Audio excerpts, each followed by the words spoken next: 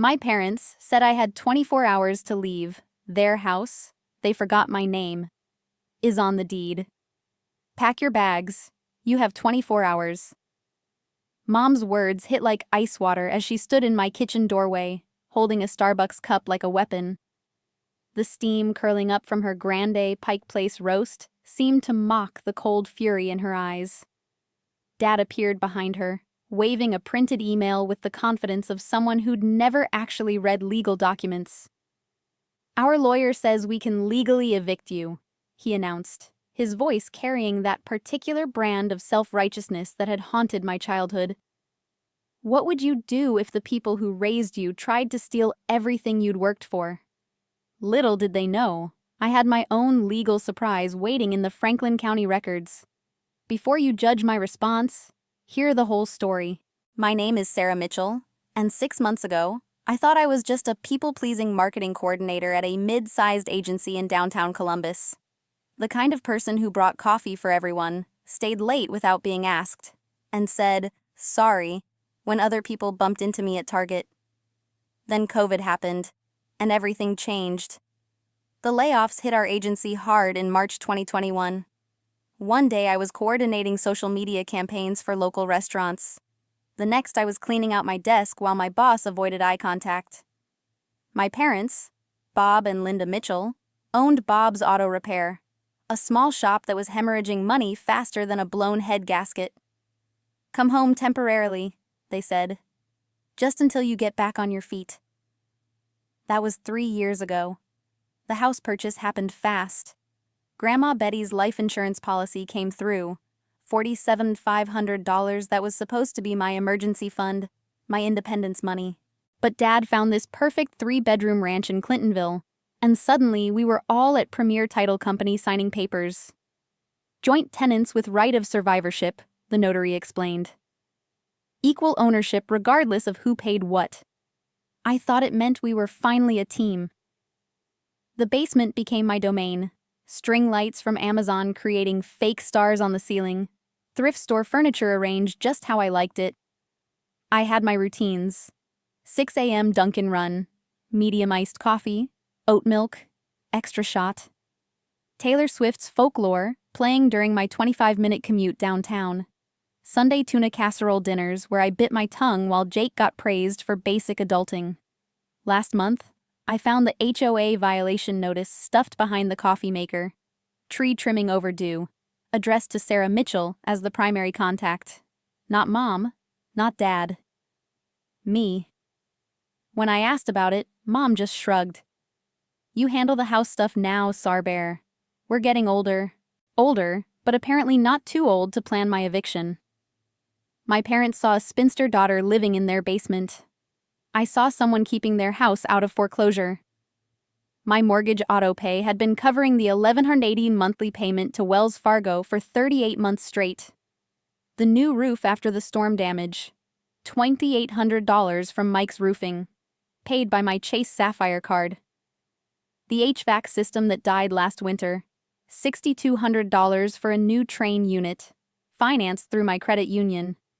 The property tax bill arrived 2 weeks ago.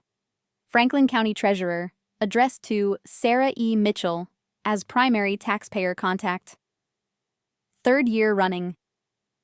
I'd been getting the notices, writing the checks, filing the paperwork. When had I become the responsible adult in this equation? Zillow said the house was worth $85,000 now.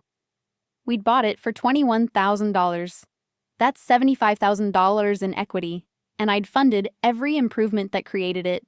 My Netflix habit included true crime documentaries playing while I paid bills at the kitchen counter. Weekend Target runs where I bought household supplies parents never replaced. At work, I was known as Reliable Sarah, who never missed deadlines but rarely spoke up in meetings. Part of me still wanted to believe they'd never really kick me out. The other part remembered how they'd sold my childhood piano without asking when I was at college, claiming they needed the space. Some patterns never change, but maybe it was time I did. The first red flag came through Instagram, of all places. Jake's fiancée Emma posted a story from their venue tour, Elegant ballroom, chandelier lighting, the works. The caption read, "Thanks Mom and Dad for making our dream wedding possible." I screenshot it before it disappeared, my hands shaking with something that wasn't quite anger yet. We were talking about a wedding that would cost more than most people's cars, funded by equity from a house I was paying for. When I confronted Jake, he just shrugged. They said they had it handled, something about selling the house after your lease is up. My lease. That was news to me. What lease, Jake? I co-signed the mortgage. My name is on the deed. He looked genuinely confused, like I'd started speaking Mandarin. Really? Dad said you were just helping with payments until you found your own place. The family group text that night was illuminating. Mom. Family meeting tomorrow. Important decisions to make. Jake. About time. Emma and I need to know the wedding budget. Dad.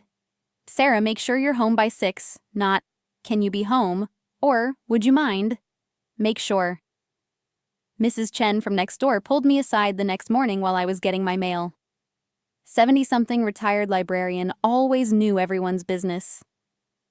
Sarah, honey, your parents asked me to keep an eye on you, she said, her voice gentle but concerned. They said you've been acting difficult lately. Are you feeling all right? Difficult. That was Mom's favorite word for any woman who didn't immediately comply with demands. I'd been difficult when I chose marketing over teaching. Difficult when I dated someone they didn't pre-approve. Now I was difficult for existing in a house with my name on the deed. The family meeting turned into an ambush. Dad had prepared a spreadsheet, color-coded, printed on premium paper, the works. According to his financial analysis, my total contribution to the household was $12,000, not $7,500 for the down payment, not $4,480 in mortgage payments, not $19,000 in home improvements. $12,000, calculated as rent equivalent, minus utilities and food. We've been more than fair, Mom said, using her teacher voice from back when she actually taught elementary school. But Jake needs to start his own life, and frankly, so do you. The realtor's business card was already sitting on the counter. Diane Williams, Century 21. We already talked to someone about listing, Dad announced. Spring market's hot. We could have this sold by May 15th. That gave them exactly 4 weeks to cash out my equity for Jake's wedding and honeymoon fund. What about my share? I asked, my voice smaller than I wanted it to be. Mom's laugh was sharp. Your share? Sweetie, you've been living here rent-free for 3 years. If anything, you owe us. Have you ever had family members completely rewrite history to benefit themselves? Drop a comment. I'm starting to think this is more common than I realized. That night, I sat in my car in the Kroger parking lot, stress-eating Cheez-Its while running calculations on my phone. Even if they sold for asking price, even if I got 1/3 as a co-owner, the way they were talking made it clear they had no intention of giving me anything. My hands were shaking, but not from fear anymore. Anger felt foreign in my chest. I'd been trained to feel guilty instead. But $8,000 isn't guilt money. It's theft money. Love shouldn't cost everything you've worked for, right? Or was I being selfish like they always said? I opened my phone and texted my college roommate Maya. She was a paralegal now, worked for a legal aid clinic downtown. Sarah, emergency. Can we meet tomorrow? Legal question about property ownership. Maya, of course. Panera in Short North, usual booth? Sarah, perfect. And Maya? I think I'm finally ready to stop being the family doormat. Maya took one look at me across our usual Panera booth and ordered an extra coffee. We'd been splitting Mediterranean veggie sandwiches here since college, but this felt different. More serious, like the conversations you have before everything changes. Start from the beginning, she said, pulling out a yellow legal pad. And I mean the beginning. When did you sign what? I walked her through the timeline: the life insurance money, the house hunt, the closing at Premier Title Company. Maya nodded, taking notes, asking questions about notaries and witnesses and deed language I'd never paid attention to. "Sarah," she said finally, "your parents can't evict you. Legally impossible. You're not tenant and landlord. You're co-owners in a joint tenancy. That's a completely different legal relationship." The relief was immediate, but Maya wasn't done. If they want to force a sale, they'd have to file a partition action in common pleas court. That's a lawsuit, not an eviction notice. Costs money, takes months, and you'd get your share whether they like it or not. She explained it like she was teaching a law school class. Co-owners can't evict each other, period. What my parents were threatening was harassment at best, fraud at worst. 20 minutes and $2 later, we had the deed pulled up on the Franklin County Recorder website. Instrument number 2021-089547, recorded March 15, 2021. 3 names listed as joint tenants with right of survivorship: Sarah E. Mitchell, Robert L. Mitchell, Linda K. Mitchell. Equal ownership, equal rights, equal say in any sale. "Maya," I whispered, staring at the screen. "They've been lying to me for 3 years. Or lying to themselves," she said gently. "Sometimes people believe their own bullshit so hard they forget what's actually legal." Maya had me check my bank records while she called a realtor friend about current market values. Wells Fargo's online portal told the whole story. My parents hadn't made a mortgage payment since October. Not a single one. Autopay from my checking account had been covering the full $1,180 every month, plus the $45 late fee when their payment bounced. They weren't just trying to steal my equity. They'd been stealing my mortgage payments for months. If you found out your parents had been lying about money for months, would you confront them immediately or gather more evidence first? I chose evidence. Here's why. That weekend, I drove to the Wells Fargo branch where we'd gotten the mortgage. The loan officer, Patricia, remembered our application. "All 3 names are on the note," she confirmed, pulling up our file. "Joint and several liability. But sweetheart, you've been the only one making payments for months. Your parents' credit scores have dropped below 600. They couldn't qualify to refinance this loan without you." The power dynamic I'd never understood suddenly became crystal clear. They needed me more than I needed them. They just hoped I'd never figure it out. The real estate attorney's office sat on the 15th floor of a downtown Columbus high-rise, with windows overlooking the Scioto River. Rebecca Chen had practiced property law for 20 years and charged $400 for consultations. But Maya swore she was worth every penny. "Joint tenancy," Rebecca said, reviewing my documents. "Clean deed, proper notarization. Your parents threatening eviction is like, well, it's like me threatening to evict my law partner from our shared office. Legally nonsensical." She spread out papers on her conference table like a general planning battle strategy. 3 options, she explained. Negotiate a buyout, force a partition sale, or call their bluff and stay put. "But here's what your parents don't know," Rebecca continued. "Without your mortgage payments, they're looking at foreclosure within 6 months. Their credit's too damaged to refinance, and the bank won't modify a loan for borrowers who aren't actually paying." Option 1. Partition action. File suit in Franklin County Common Pleas Court. Force a judicial sale. Split proceeds 3 ways.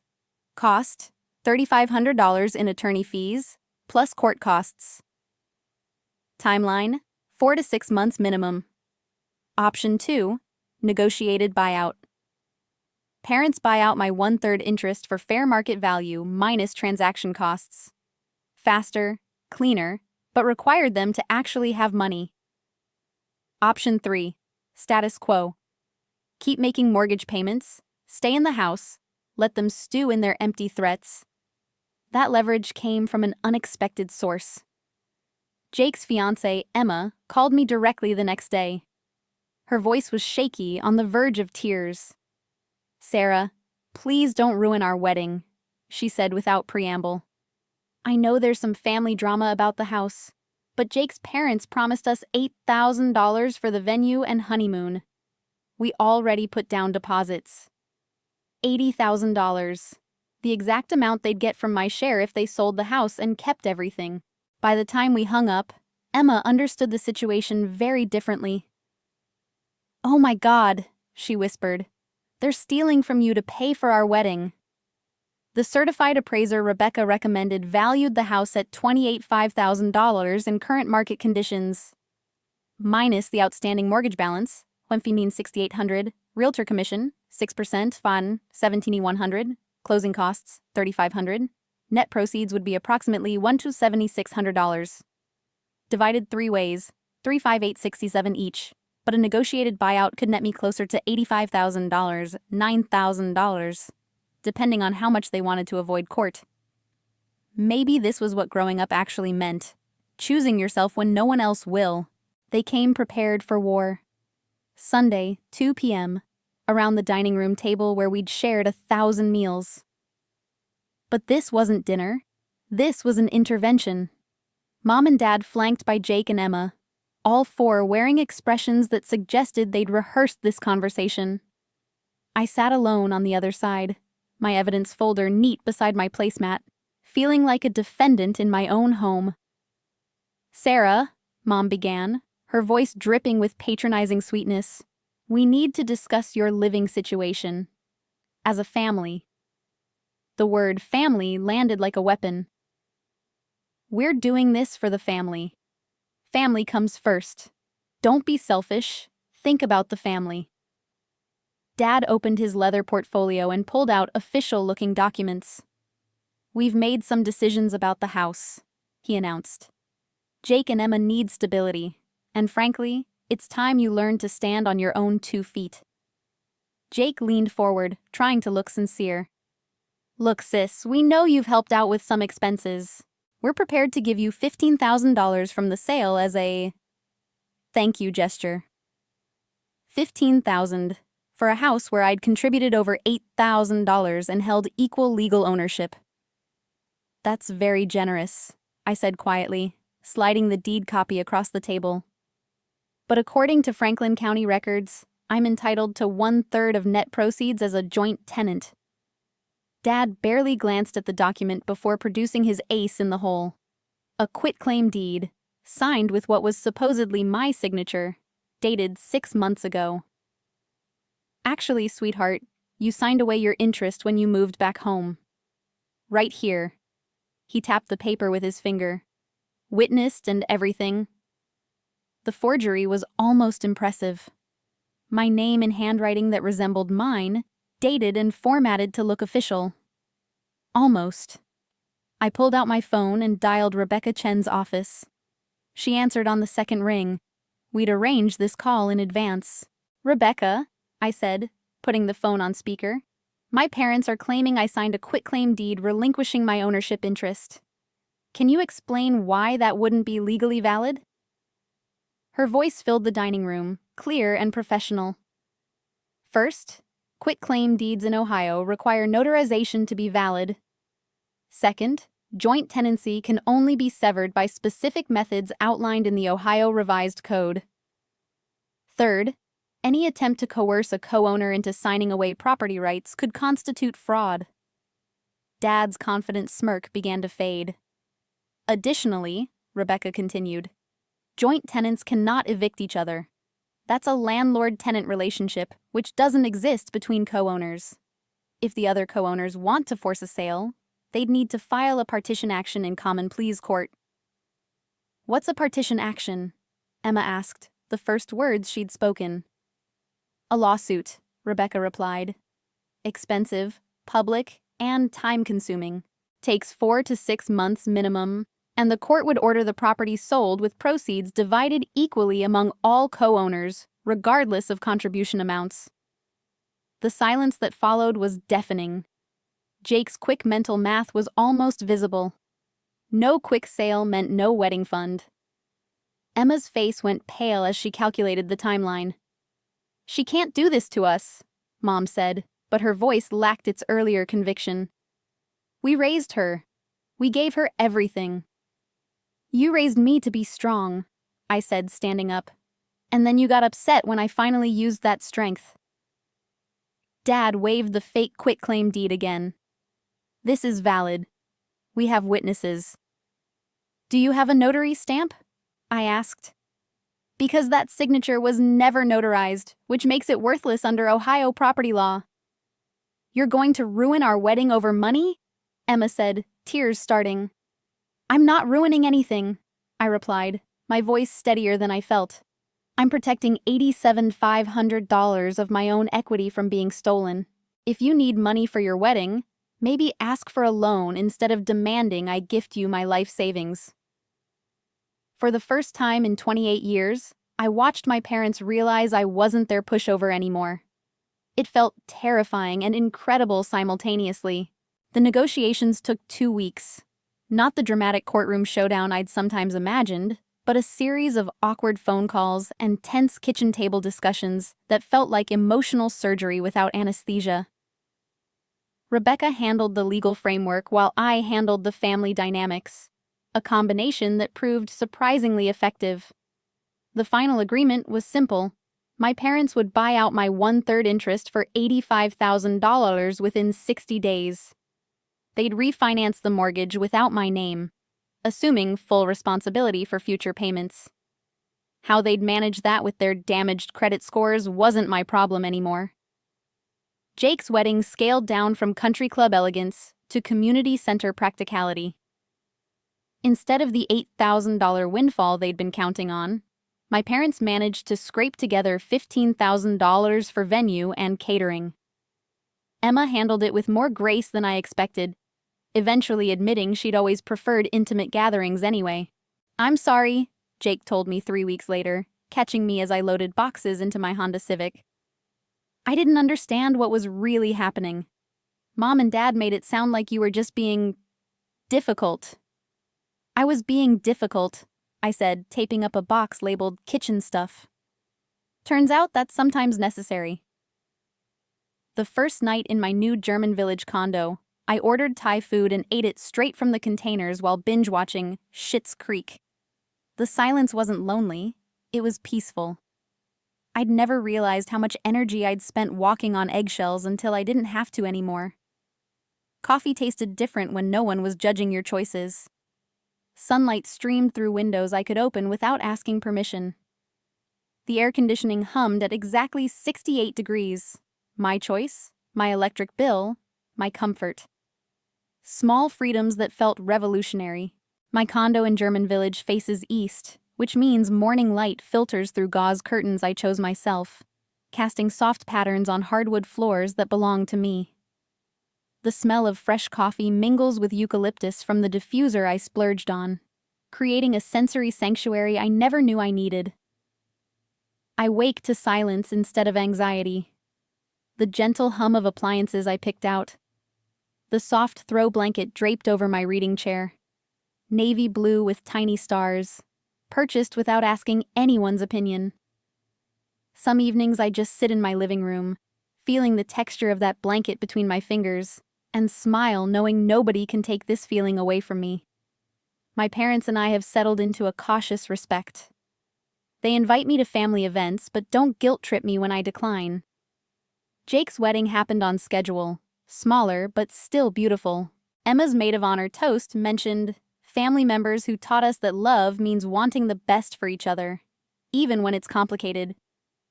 6 weeks after the buyout, Jake texted me, "I get it now. Sorry I called you selfish." At 29, I had my first genuinely healthy romantic relationship. Turns out, knowing your own worth makes it easier to recognize when someone else values it too. Building our support network. The response to my story has been overwhelming. Let's help each other with the boundaries we're all struggling to set. What's one piece of evidence you wish you'd kept in a family financial situation? How do you handle the guilt when family calls you selfish for protecting yourself? Share your experiences below. Sometimes the most powerful thing we can do is remind each other that we deserve respect, especially from people claiming to love us most. I learned that protecting your peace isn't selfish, it's survival. Sometimes the people who taught you to be strong are the same ones who get upset when you finally use that strength.